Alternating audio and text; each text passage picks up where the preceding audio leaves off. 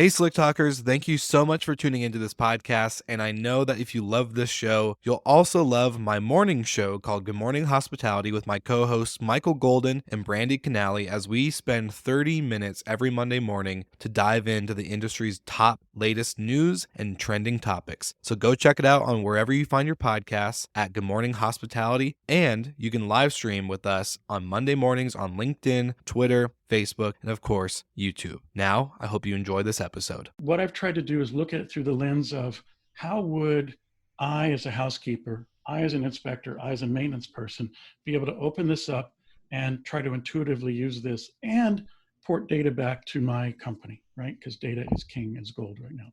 So being able to do that and in a lens of adopting, right, technology and then adapting to it or you to it.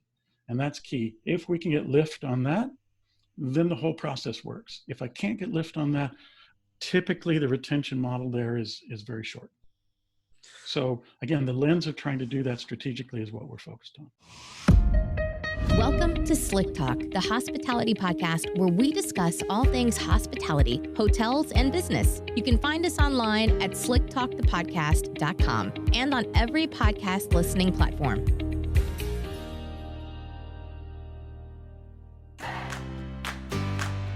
This podcast is brought to you by Hostfully. We make property management software and digital guidebooks that help vacation rental managers all over the world optimize and scale operations. We are grateful to be joining Will Slickers and the Slick podcast listeners to provide value to you, the vacation rental professional. At Hostfully, we're data geeks, and we love partnering with other companies in the vacation rental space to bring the most insightful content, analysis, and market reports. You can even see specific market reports about what amenities are important and how demand looks in your region. We also love to share best practices. To learn more about what you can do to improve your vacation rental business, visit our industry-leading blog at www.hostfully.com. There, you'll find resources that will help you understand how to take advantage of multi-channel distribution, dynamic pricing, automation, and more. Along with Will Slickers, we hope you consider us as your helpful guide in building your vacation rental business. Learn more at hostfully.com. That's HOSTFULLY.com.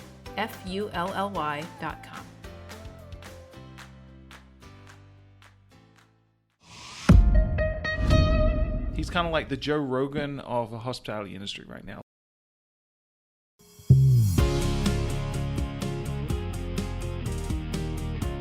All right, Slick Talkers, welcome back to the podcast where we talk about all things hospitality, hotels, restaurants, and vacation rentals. I'm your host, Will Slickers, and it's another beautiful PNW day here. For all of you that don't know what PNW is, Pacific Northwest. And this episode is really cool. I'm excited to welcome Brian from Easy Care. Brian, let's just jump into the show. Welcome. Congratulations for being here on Zoom. We've got Wi-Fi issues solved. We're all happy, mic'd up, and ready to go. So welcome to the show. Thank you, Will. And I know how technology can be a blessing or a curse. So I get it. Awesome. And I wanted to say thank you. Thank you for having me on the podcast. Thank you for giving me the opportunity to express some things that I love talking about every day. So if I can help, great. And if it's just knowledge in your knowledge bank, great. I'm hoping some of this information today can move something forward for somebody.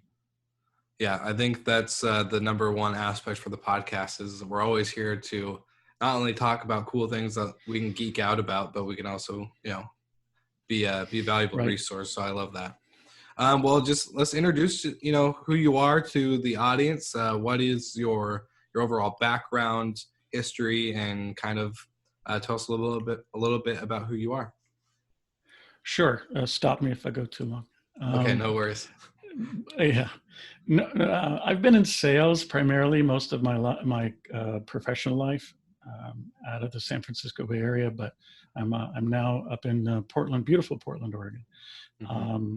But I've worked for Navis. Navis, a lot of you in the non-flagged hotels and the vacation rental sector might know Navis from the offline technology, right? The phone technology, the telephony side of the business, particularly as it pertains to reservations and creating revenue through booking in the offline channels. So traveling the country, interacting with hotels, hotel managers, reservation managers has been great. It was a good education. And same with vacation rentals, understanding how to look at the business and look at what each individual vacation rental owner is trying to do, and then seeing what we can do to improve reservations, working with people. It's working with people and putting procedures in place to make that happen.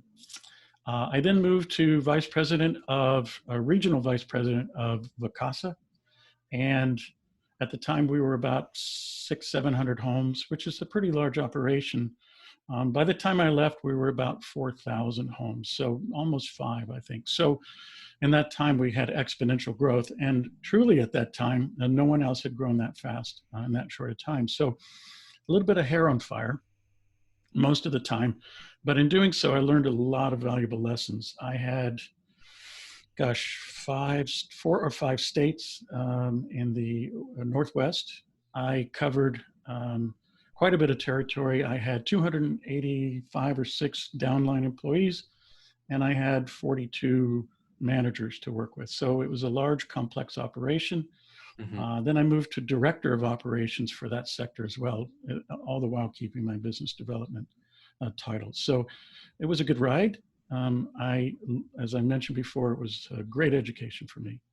I then moved to turnkey for a while and worked with them, brought on the Oregon coast for them because I know it intimately well. They had not brought any presence to that area, and I was really the tip of the spear for moving them into that area. And then Yan and I, the owner of Easy Care, it used to be called Easy Inspections. We're rolling out Easy Care this month or next month. And truly right at the cusp, so that's why I say that. And really what I looked at when I came on board is an industry veteran in another industry, really trying to figure out how to bring a tool set over from what he's created to apply to corporate housing, multifamily, and vacation rentals, primarily in those sectors. And I came on board to help him really broaden our brand and our tool set. So that's where that's at. Awesome. And here I am today. Yeah, I love it. And I remember my first time when I moved to the Oregon coast, which it sounds like you and I were a hop, skip, and a jump away from each other. I remember my first property, I worked with Navis. Navis is a great tool. Actually saw from like the flagship hotel side, from Marriott to independent hotel, I saw, the owner was talking about it grew their revenue about 30% because they weren't missing phone calls and they were missing up on follow-ups and all the other things that Navis does. So it's pretty cool to see from that perspective. And then of course, Vacasa and turnkey, just everyone knows that. So. Right, exactly. Yeah, it was pretty common over at Navis and I'm not doing a commercial for Navis, but it was nice for us to see conversion rates go from, 28, 35% up to 60, 70, and 80%. And that's how much effect you can have just by proper training and software tools to take some of the heavy burden off. So yeah, that's one thing I did see Navis do, and I like that with the software side of things. Well, what is Easy Care all about, and how did it come about? What is it exactly? I know you talked a little bit about the founder. It was Easy Inspections, bringing it over to now Easy Care. Let's get a little bit of background on that. Sure. So the owner of the company, and we are self-funded, PhD out of Stanford, smart guy, working in the Silicon Valley. About 2005, he noticed that in the mortgage inspection side and banking inspection for their portfolio of assets was pretty opaque. What he wanted to do is build an app that would allow these inspectors to answer questions, create questions, take pictures, and port that all back to the mortgage companies in reports. It was great. It essentially revolutionized a mortgage inspection as they knew it back then. You can imagine that in 2008, 9, and 10, with the mortgage crisis, his business blew up exponentially. In doing so, it allowed him to continue to create solution tools, if you want to use that phrase, that really met the needs and evolved with the ongoing needs of the mortgage inspection business. He's become one of the largest mortgage inspection software companies in the United States. And in doing that, he was able to also look at other industries like short-term vacations, like corporate housing, like multifamily long-term, and say, wait a second, these tools that I've built over here for inspections could also work in these industries as well. So in tandem to continuing the mortgage inspection side, he has tried to move over there. When I say tried, it was a bit of a struggle at first. And what I came on board to do was to help move the rock forward, so to speak, to continue to build the tools I wish I had in operations, reflecting back on my time. And what could we do to make operations easier, period. That was it. And in doing so, we have spent the last almost 3 years, I'll just say 2 to round it down, but 2 years building the kind of system I wanted to see when I was in operations, trying to get everybody to be in lockstep, everybody to be on the same page, and everybody to understand what it took to continue to do property management, right, in a superior way. See, and I love that. Easy I think inspection. Oh, go ahead. Well, easy inspections is now turning to easy care because it's a more comprehensive logo and logotype, so that we can encompass a more holistic approach to it, because we've got more than just inspections. And I'll talk about that too. Excellent. No, I think that's great. A lot of my favorite, industry stories are those who once managed and operated, and then, saw the pain points, as in the title of this episode, the pain points in operations that they just wish that they didn't have to struggle with all the time, and that were always causing more issues, and then jumping to that side of the fence of, all right, how can we fix this by joining this team and creating a product and a tool that can really ease that operations side of things. And I think that's the greatest stories of, that we see today with great companies. And of course, as we're about to talk about in this episode. So I think it's pretty awesome. Well, and I'll add to that. Yeah, I'll add to that I still run into everywhere processes that involve spreadsheets and processes that involve paper. And, it's the way the industry was, it's the way they've evolved, and it's the way they've essentially are in a position, I'll put it this way, that they're probably going to have to make that leap here pretty quickly, or they're going to get left behind. And we'll talk about that. Yeah. I always use pen and paper just because I have to get my thoughts out and I can't type fast enough, but then I transfer it over. It just maybe creates more of a headache, and I probably it's probably why I'm super behind on a lot of stuff, but yeah, but there's some redemption. You at least move it to a digital format. So redemption. Yes. Well, awesome. Well, I want to dive into what you've seen in the years of being in hospitality. What are some major pain points for managers when it comes to operations? I think what I want to do here very quickly is to reframe it a little bit, if you don't mind, as we look at pain points for operations. I think we can reframe it in the industry as, in my mind, 2 ways. We can attack the long-term view and evolution of the veteran industries out there, vacation rental companies that have been around for 40 years, for instance. And then we can look at the industry from the short-term viewpoint. By that I mean, and I think what I want to do is talk about, how the industry has evolved, and how the expectations of the guest has changed. And I don't want to dwell on that too much. I think a lot has been said and written about that. But I want to take that in the lens. The third part is, how has the hospitality industry reacted to that heightened sense? And what are they doing about it to adopt new protocols and adapt to the technology? So I feel like that's something that I want to reframe here in that question, if you don't mind. Looking at the long view. So let's talk about that for a second. I think companies in this rental space, particularly in recent years, where they've done business the same way for so long, back to our paper and spreadsheet conversation, but to now understanding that, we've got to pivot, and we've got to pivot fast. There's a complete emphasis right now on understanding where the eyeballs are. So that what I call the demand side of the business versus the supply side. Data collection. So data collection to me is the new gold, right? It's the new gold standard. It is what we are going to have to do continually here, and not only big data that we're supposed to collect, but how to apply it.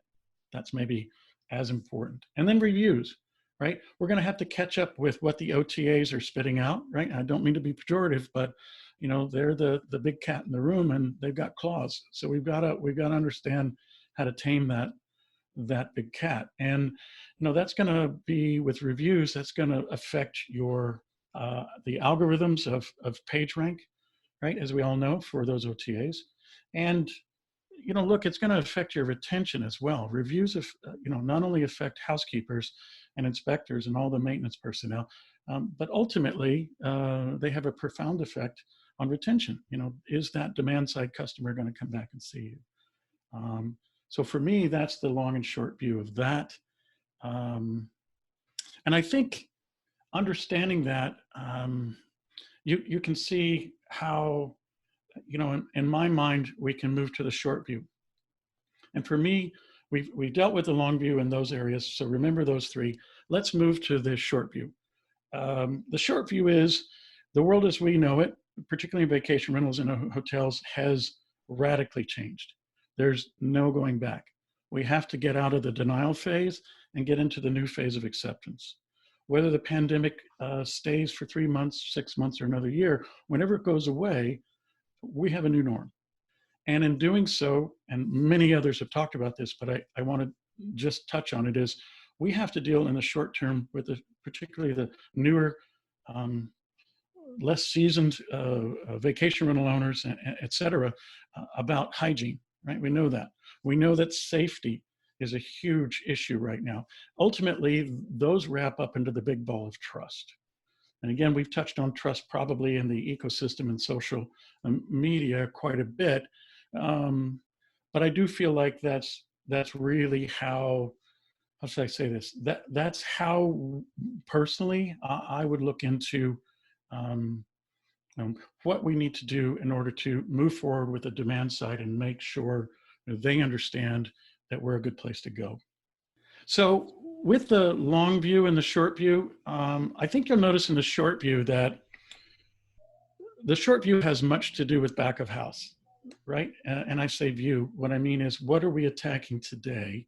And that has to do with back of house. It also ties in with trust. So now I'm tethering trust to back of house. And to me, the pressure's never been greater on housekeepers, inspectors, and maintenance personnel in the field. They are no longer issue fixers, They are no longer, cleaners and inspectors per se, and fix it with the maintenance. They are ambassadors.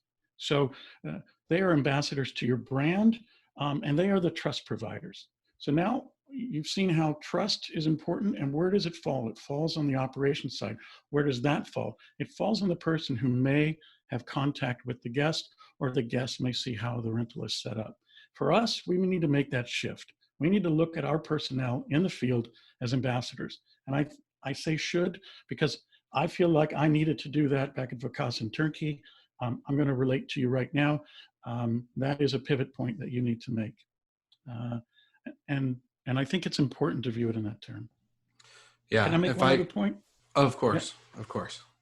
No. Go ahead. I was going to say, just for a lot of the audience that is listening to, the podcast and the show and everyone that we bring on is about the guest experience, team experience, and of course, trust, confidence, and just overall hospitality. And this is something that just when I was managing at a property in Seaside, we saw affect the guests so much with being the way we were set up. We did not have, like you said, private boutique hotel, did not have, the budget in order to have 20 other extra staff members that can run linens or towels or go fix the fireplace while, we're having, 20 other things go on. And the biggest difference was when we had the staff that went up there and took care of the guests and understood their frustrations if they were frustrated, or was able to make small talk that turned into big talk and building that human to human connection and relation. Right. It turns things around so quick.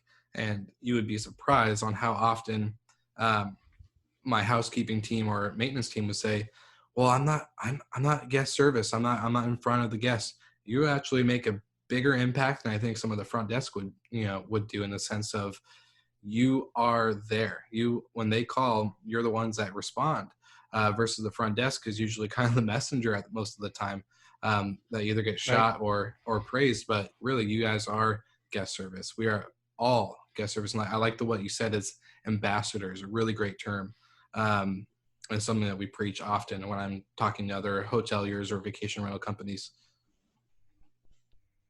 Well, and I think retention is part of sales, right? Being in Mm-hmm. sales as long as I have, I think it's one of the legs on the stool. And I think they, as you just said, they have a direct impact on that guest, maybe like no other in your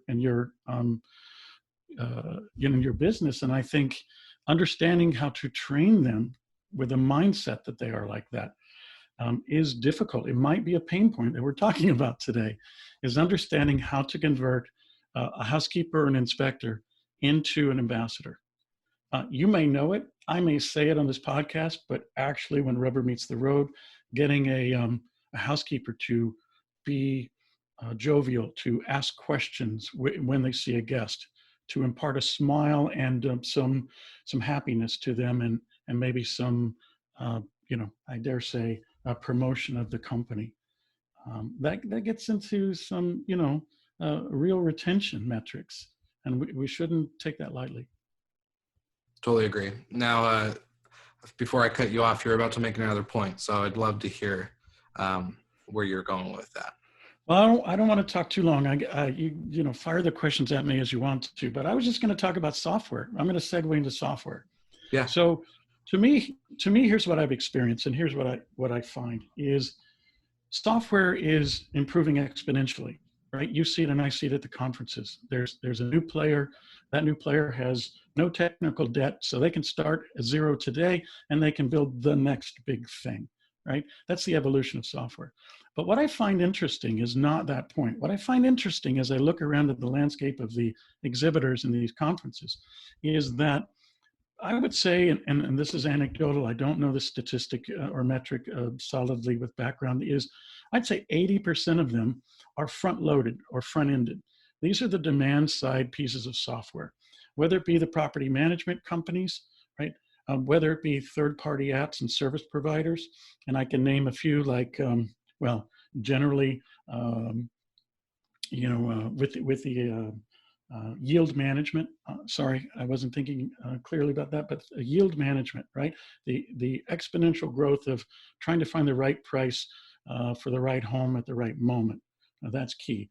Getting eyeballs onto, the OTAs, getting eyeballs onto your direct site, the book direct mentality that we're trying to do right now to circumvent some things. So these are all front loaded, right? These are all demand side.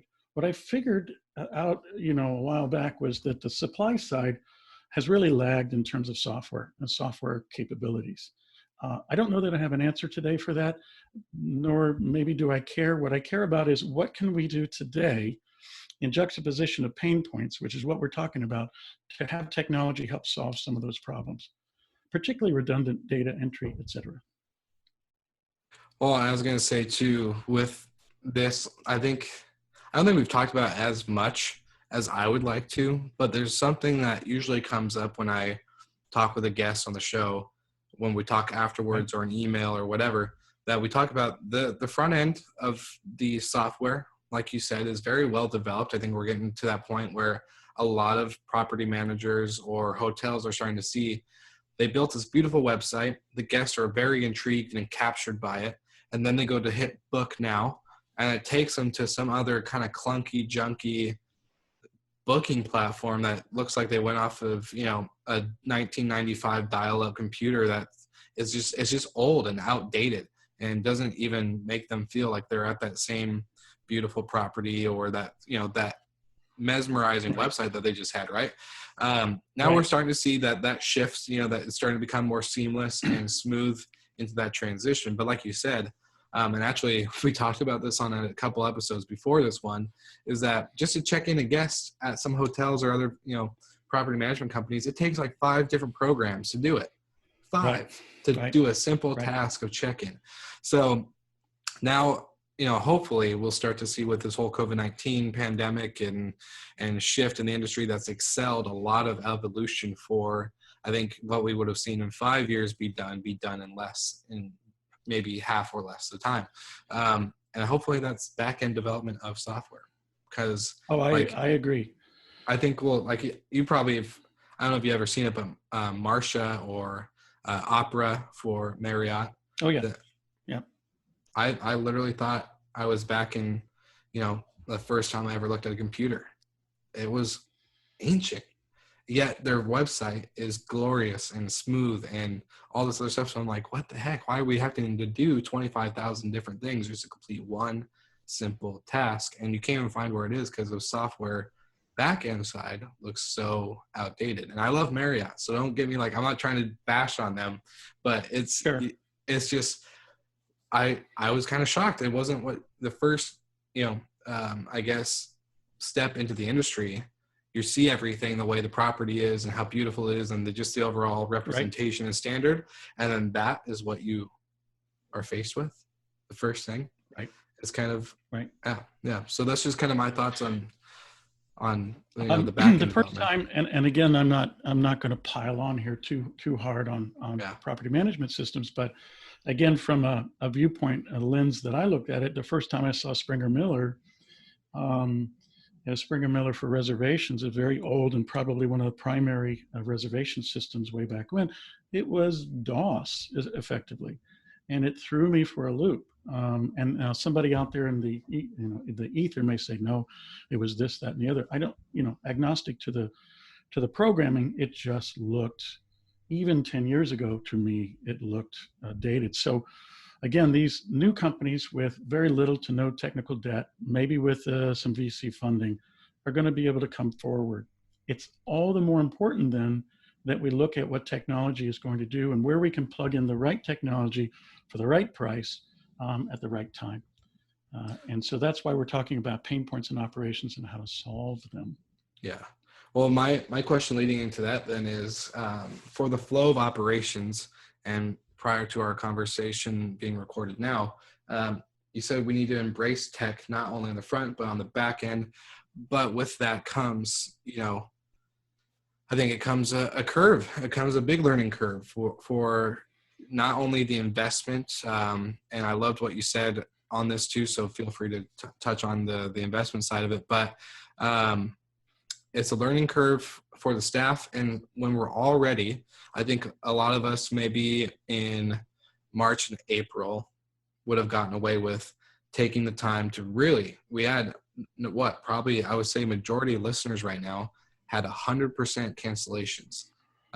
Whether, you know, nobody knew with the whole beginning of COVID-19 what to expect. And so nobody started traveling. Everyone was staying home and canceling their trips or maybe rebooking or using a credit for a future stay. But at the end of the day, nobody's traveling. So this was probably the time to do this. But now that we're getting, you know, opened up a little bit, travelers are starting to travel, whether it's staycation or, you know, domestic in your certain country. I think with how busy we are, we had this downtime. Now we're getting back up to it.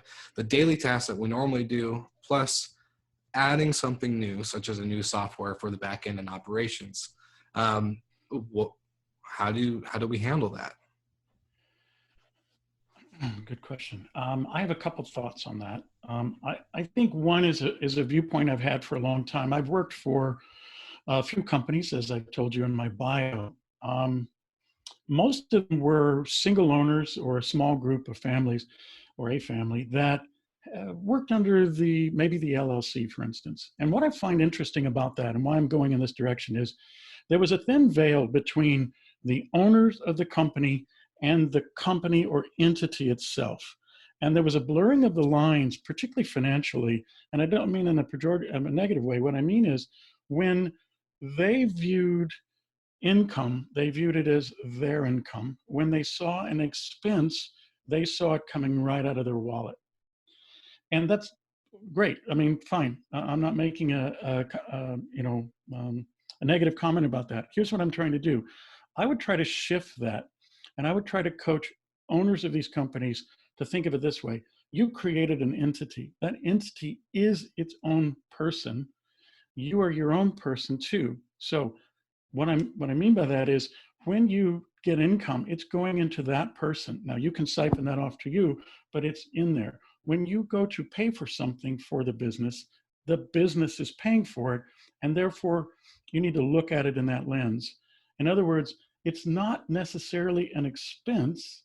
You need to sometimes look at it as an investment in your business. So there are hard expenses. I'm not getting away from that, but there's a lot of purchases that don't get made because the owner feels like that money's coming right out of their wallet and they won't get to eat tomorrow's meal if they have to spend on this. And I'm saying time out, let's separate these two and let's start to look at expenses as investments when it comes to long-term health of your business. So that's for sure.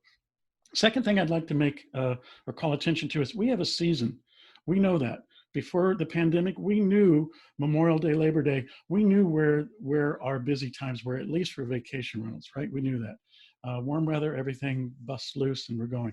The interesting roller coaster that we've been on is massive cancellations and now to massive bookings back to staycation.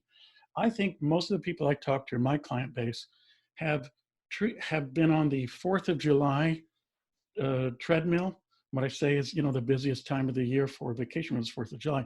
From June to today, I would say, that they've been on that treadmill with exhausted personnel, burnt out people, chasing and reacting, not proactively approaching the business.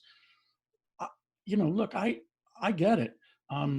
But you should also look at the next 2 quarters and say, all right, what am I learning from this? What are my pain points? Write them down and then look for software, particularly software or technology that will put salve on some of this at a price point that makes sense and the long view of how that works. And maybe you don't train right away, or maybe you say, look, this is an investment, right? It's not an expense for me in the short term to, on a Wednesday, get my influencers in housekeeping, my influencers in maintenance or inspection, train them to train the trainer, or you get the whole group in for 3 hours and you go through the whole system.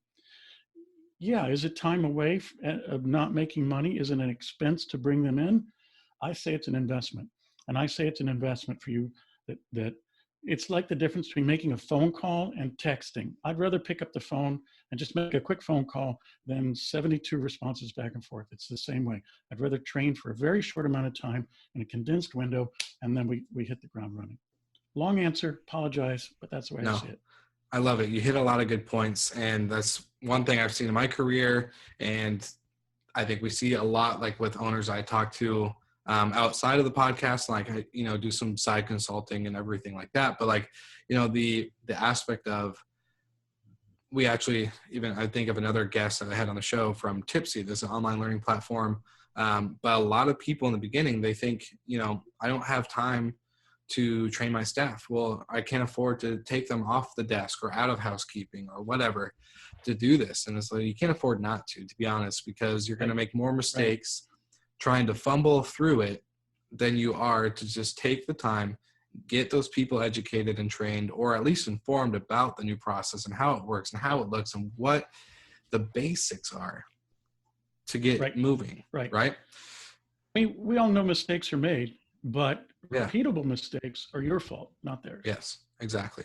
And I love the entity thing, when it comes to a business and of course your income, that is the way it should be. And I'm guilty of this too. I've seen, well, it feels like you said, it feels like I'm not going to eat the next day, but it's not the case. It's, it's part of running a business. That entity makes money in order to cover costs of other things that take money, such as software, training, etc. So I think that's a really big thing that a lot of people forget. And going back a little bit, I hate to say it too, I really do, but we did see this big crash of cancellations and then a big peak of rebookings, aka staycations, maybe some family quarantine, get out of the city type stuff. Maybe some business travelers trying to, again, get out of the city and just work from a nice remote area on the lake with beautiful views where they can sip their coffee and kind of have some peace. Right. Dare I say it though, we've seen this a lot with other quote unquote pandemics or viruses, but another peak. Flu season comes around the corner, October, November. Right. And I like I said, I hate saying it, being part of the National Guard and doing the test sites and all the other food bank stuff that we did, to see that all the work and progress that we've made, not only, as a world, but as an industry, to make all this progress from a very low to now back to kind of normal highs, to go right back down, and so maybe that's the time we count our blessings and count our sheep right now, as every reservation comes through is awesome. And we set aside for if or when that happens, and can make that investment in time to train and keep our businesses afloat versus letting them crash and burn, kind of like what we saw with the first round. Right. And, there are complexities in two levels. There's back to the short versus maybe the long views of things. We could put in the bucket of short view. Look, the pandemic is creating a short view process or protocol that we've never dealt with. And we're going to have to ride that roller coaster and implement things on the fly that we would not have done so rapidly, right? But we're going to need to do that for a while. Mm-hmm. But defining it, at least once you define it, you know where you're deviating from, right? So I always say, look, define where you're at. And then if you deviate from it, you understand how to either get back to it, or that deviation was an investment and you want a return on that investment. Yeah. So these are the processes and protocols that you need to put into place. Certainly in the long view, we need to look at it and say, okay, how is it going to right itself? What can I do in the meantime to look at the 1 year, 2 year, 3 year view and start to get ready for a new normalcy, but also learn lessons from the short view. Yeah. So again, I don't want to drone on too long about that, but I think a heads up understanding of working on your business versus in is as Michael Gerber would say, would be a good strategy session today. For sure. And then kind of going into that too, if you think about it, like it becomes a big unpredictable chess game where the short view, the way I like to look at it for strategy, for like, people ask me, where do you see the podcast being in 5 years? Or where do you see Stay Lux or Vacation Rental being in 5, 10, 15 years, right? That's a pretty long view. If you asked me 6-7 months ago, I would have told you, ask me today, I would say, I have a long-term goal. It's different from when it was 7 months ago. But I have a ton of short-term goals that accomplish different things. But the majority of those short-term goals or short views that I have are supposed to get me back on track to that long term. So don't be afraid. I kind of look at it. There's going to be, let's say, when November, October come, October, November, whatever, those come. This is a short view that I have. This is a very short view. Right. But I'm making moves in this window, maybe sacrificing a pawn or two, whether it comes a little bit of money out of my pocket, not taking a salary, et cetera, et cetera. These things that, are short views, that are sacrifices of pawns to protect my king and queen, or to keep my knights, in position for when that long-term view execution time frame comes, that I can make that proper move, knowing I planned it out strategically. It's kind of a weird way to describe it, but that's how I see short and long views with especially what we're doing with COVID-19 is what I'm doing today. I don't want to get too, go ahead. I don't want to get too theoretical in that. There's practical things you can do, just like you said. And I think the thrust of this podcast to start addressing the pain points now, I apologize if the framework got a little bit too long, But you had me here to talk about pain points. I can tell you, after working in the industry from both sides, software side and the actual vacation rental side, that there are continual, perennial pain points that happen in our industry that are not just for vacation or short-term rental. They apply to the hotels and hospitality in general. So, well, while we're here, let's list three pain points that you think, whether they're short-term rental, vacation rental, or hotel, overall hospitality, let's call that. Three of them. right. What do you think the pain points are? What is some maybe short view, long view implementations of them that we could do and Right. take actionable Okay. steps? So I'll go short fix or short view, and I'll go long fix, long view. I think the long view is again back to perennial. If you have housekeepers that have been with you for a while, love and trust you, you the same, you are a complete minority in this business. I think one of the biggest pain points I had was hiring and retaining quality staff in the field. And I'm just, I'm not picking on housekeeping, but trying to find good cleaners and trying to find cleaners that stay with you, and are dependable and are trustworthy, are take up such an enormous amount of your time and energy and angst, right? So your stress level, that I think attacking that issue wholeheartedly in an investment framework or an investment lens, you're going to have to go out and figure out how to be creative and how to pay, and not just extrinsic motivation, right, like pay, but intrinsic motivation, like everything other than pay. And that I love includes, that you said that. Yeah. right, earning a day off, getting a spiff, recognition of your team, you in front of the team, winning an award, looking at every time you get 5-star ratings on the cleanliness of the home by a guest, then you get, I don't know, something, right? And it's awarded to you in front of your peers.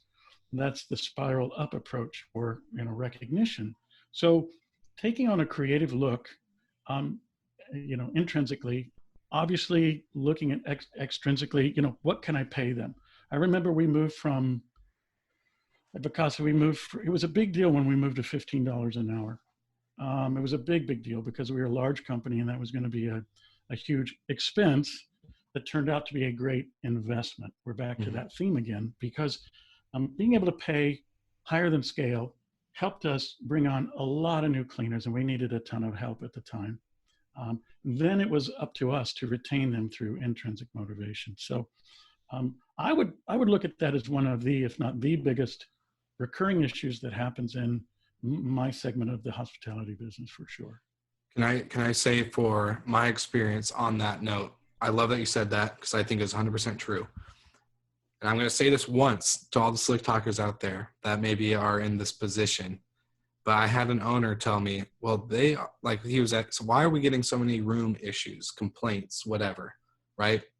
Not cleaning behind the couch or not sweeping behind the door. There was a sock under the bed or whatever. There's these little, notes made through reviews or inspections. Trash wasn't, maybe a trash was missed or whatever.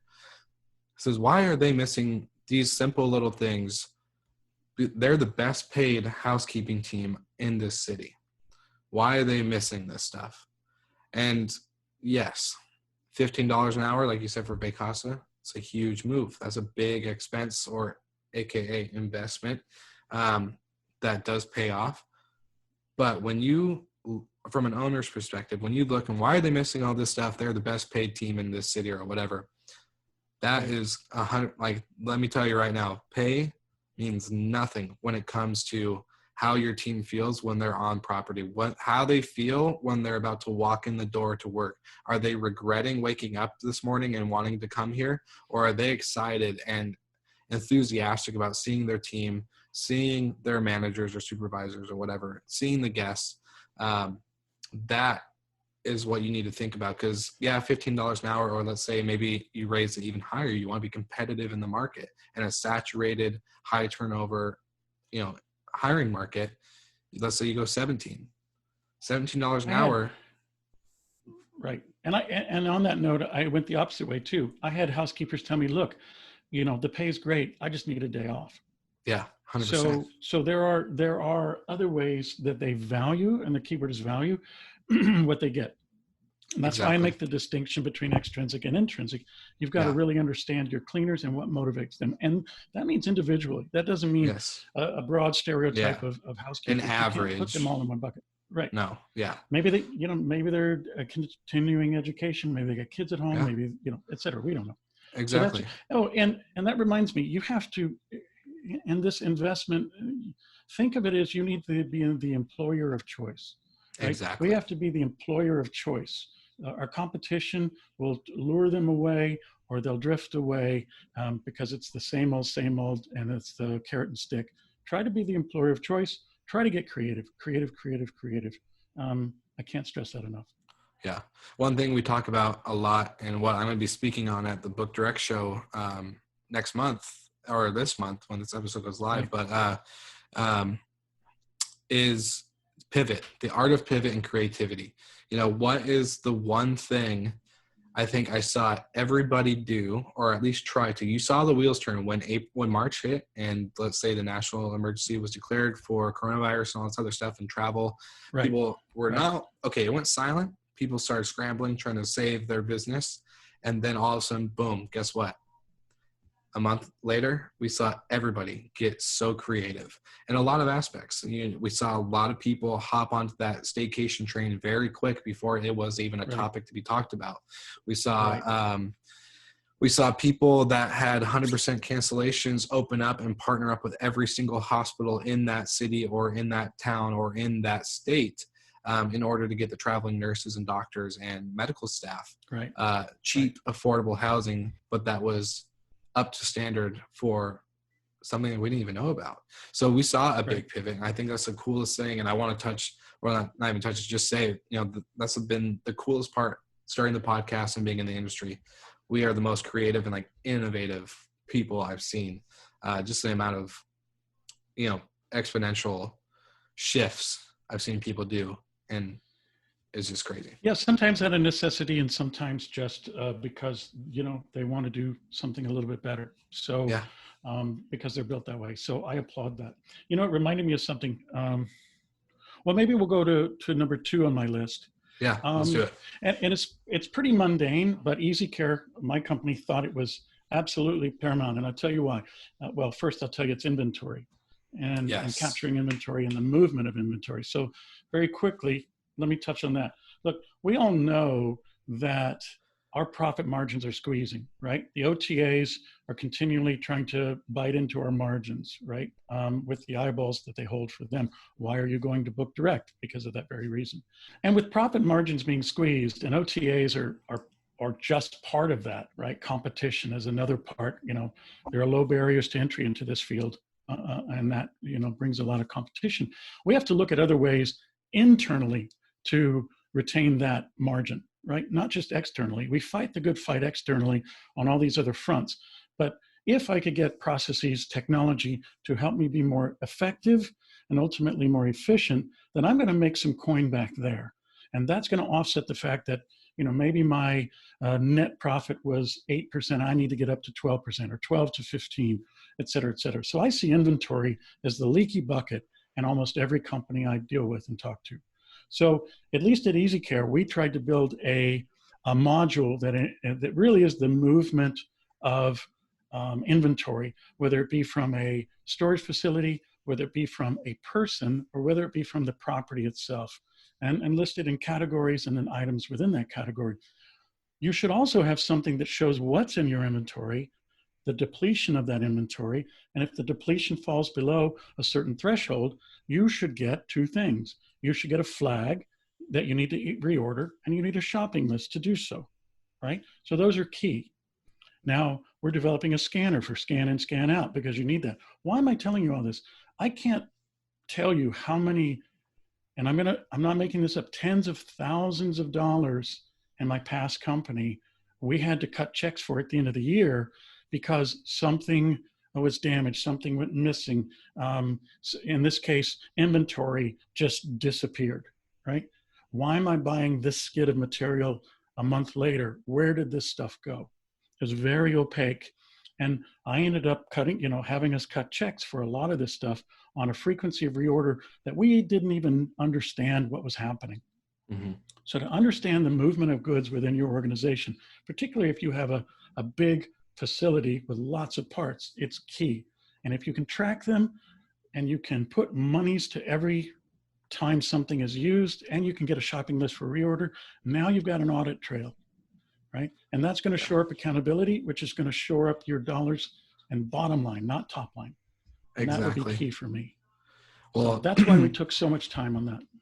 No, I love that. And I think that's so key. And it just goes back into, again, I probably sound like a broken record when I say another guest, actually two other guests on the show, Andrew McConnell, who you know, with rented.com, Rented Inc., and Simon Lehman with AJL Consulting. We both talked about, this is where my revenue management degree and like side of me kicks in, because Andrew McConnell and I both believe, we both say this, in the hotel world, I said, ADR means nothing to me. I love ADR for days. It's a great, to look good on the star report, but ADR means nothing to me when my operation costs are out the window. Like you said, the leaky bucket is the way, like, to describe inventory when it comes to pillow, linens, sheets, you name it, blankets, all sorts of other stuff that goes in the room. That is, if you are making an ADR, let's say your room cost to flip a room is $35, that's including labor, but you're selling that room for $66 a night when it comes to slow or whatever, slow season.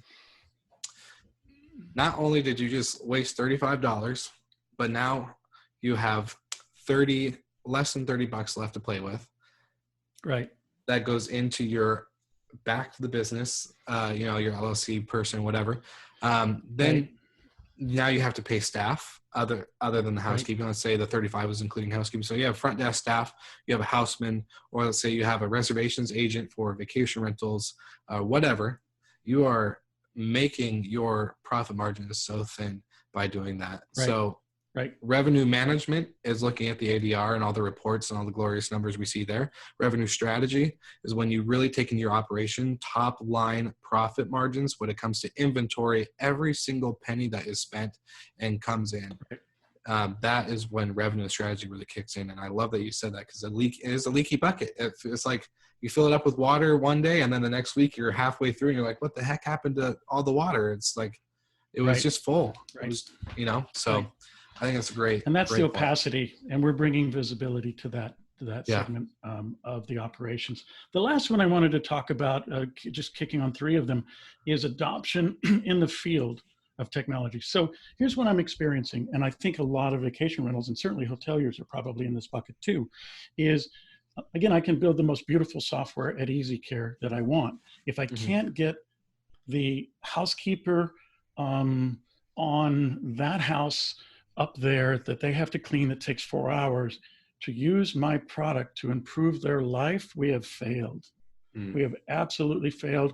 And the cost or investment, right back to that conversation that owner made, has no ROI, right? So what I've tried to do is look at it through the lens of, how would I as a housekeeper, I as an inspector, I as a maintenance person be able to open this up and try to intuitively use this and port data back to my company, right? Because data is king, is gold right now.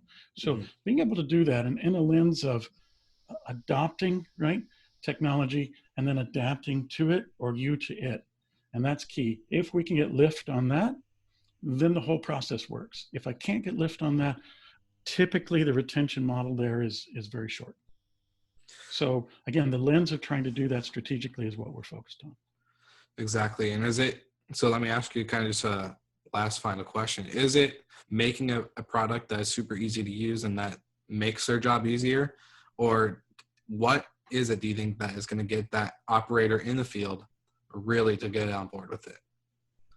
Well, you're back to intrinsic motivation too, or extrinsic, right? There's a way to approach this that you can spiff off the use of that.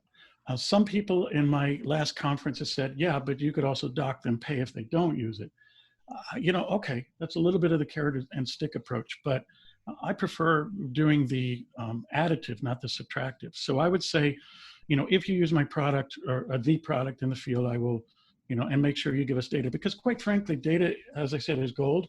What's the price of not having data? It's super expensive. So if you kick in a little for them to adapt to it early on, again, an investment. And I think that's important to look at. But I also think, yes, can we make product more intuitive? We're striving, at least in my company, every day to take client feedback and improve the process more and more. We're driving that bus, right? The bus is continual. It's not, it just stops and we're done. So continually look at it at intuitive nature of it. Look, we all know that some of these cleaners have been doing this for 15 years, 20 years. They know what they're doing. So being able to create your own checklist according to their seniority is also super important. So it's not just, is it intuitive? It's how many steps do I need to go through in order to get my company data? Well, it's a lot more than I used to do. Therefore, I'm out. And what you need to do is tailor it to the individual, tailor it to what kind of data you want, and tailor it to the efficiencies based on cost, which is value. 100%. I love that you said that. We had a conversation. Well, you and I, when we had our first conversation, we talked about, PMP, property management platforms, such as like Hostfully or, Guesty or all of these other things. Right. And I was telling you, like, the ones that allow you to customize and build it and make it flow to your operations and give you the ability to make you get that top line sale and make sure that you're not losing revenue on back end and front of stuff is super key. And I love that you said that. And I'll leave it on this note is that you're driving the bus, right? The bus is continually, going. It's never going to be a thing that just stops and we're like, all right, we're done. We're never going to operate, like build onto this operations thing. It's like going to be a continuous platform for every operator. Just like when somebody asked me, how do you talk about hospitality so much? How can you produce one episode a week? I'll tell you, my friends, that the conversation is always ongoing. Just like everything in the industry is always ongoing. There's always something to talk about. There's always something to do when it comes to operations and, of course, increasing the ROI and the overall, like you said, data is gold. So it's continued bus that's been going on. I love talking about it because of that change. So there's something new that's happening every day, week, a month. And, we've got to be on top of it and still do our day job. So it's kind of a juggling act, but it's a fun one. Exactly. Couldn't agree more. Well, I'm going to ask one more thing, just any final thoughts, maybe a shameless shout out or just an overall final note for the audience that you would like to leave them with. Yeah, I think I'll shameless plug on EasyCare and bear with me, you guys out there, is look, we've flown under the radar, vacation rental and short-term rental and corporate housing for a couple of years. But don't I won't tell you what to do, but take a really hard look at EasyCare right now, because we've tried to develop the tools that no one else has, but that addresses a myriad of pain points that I think you'll see and go, wow, I had no idea you were out there. Where did you guys come from? Tell me more. And on most demos I have, and my team has, that's the comments we get back. So all I'm really asking is do due diligence, take a look at us in juxtaposition of your needs and see if, our value is there for you. Of course, right on. Well, on all Slick Talkers out there, I will also leave links in the description of the episode below. So make sure to not only check out EasyCare, but you can also check out all their platforms such as social medias. And of course, check out the Slick Talk Facebook and Instagram, because I will be plugging in awesome videos from this episode where you can take bite-sized snippets and, of course, apply them to your daily life and your daily operations. So thank you guys for being a part of the Slick Talk community and just the overall hospitality enthusiasts that you are. For everyone that's tuned in and has been recently reaching out on the show, you guys are awesome. Thanks for the encouraging words, and all the people that tune in weekly. You guys are just what we love to hear from and do this for. So thank you guys for just being that support. Right. And Brian, thank you for joining me on the show. Thank you for doing what you do in the industry and for bringing some knowledge to the audience. I love it. Thank you so much for listening. We love your support and want to provide the best we can to all our listeners. So please find us online, social media, and on Spotify, Apple Podcast, and Google Podcast.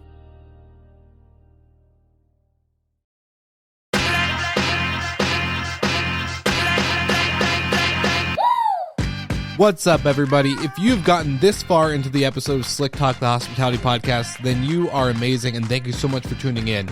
We want to send you two places really quickly. If you can, check out the show notes and click the hospitality.fm link. Check out all of our other shows on the podcast network. And don't forget, if you have someone that you want to hear on the podcast, then fill out the guest fill out form so that way we can get them on the show. Thank you so much for tuning in, and I hope you enjoy another episode of Slick Talk, the Hospitality Podcast.